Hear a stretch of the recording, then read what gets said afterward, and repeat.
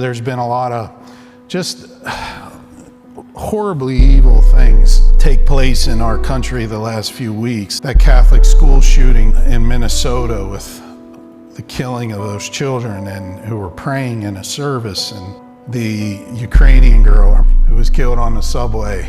Nobody helped her. And then of course we dealt with the anniversary of 9/11 this week, and we all remember what that felt like. And then on Wednesday, another school shooting and the murder of Charlie Kirk on a college campus in front of a lot of young people, as young as my daughter Essie, and brutally 31-year-old man with 2 little babies killed for his conservative views. Many views that were once okay to have: pro-God, pro-life, pro-family, having the parental right to say what can and can't be taught in your schools. Man, he was murdered for it. The church is often said to stay out of politics, and that is true. When politics are politics, we need to stay out of it. And what I mean by that is when you're like talking about building bridges and the tax code and things like that, you should probably stay out of it.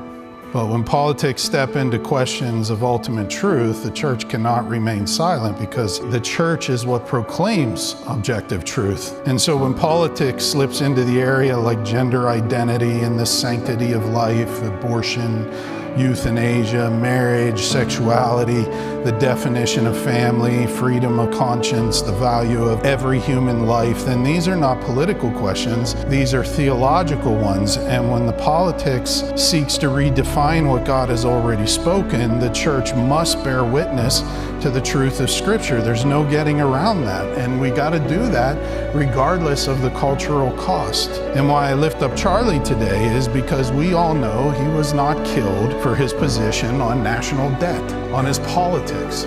He was killed because of his theology, how God's truth shaped his worldview. And he was taught those things in our churches. And all of this, I guess what I'm trying to say is that all of this that has led to all of this bad stuff is just evil, and it's caused by people of hate who like to live in that evil and have opened themselves up to the demonic forces that ruin souls. And we need to be warned, we all can drift into those spaces, even us.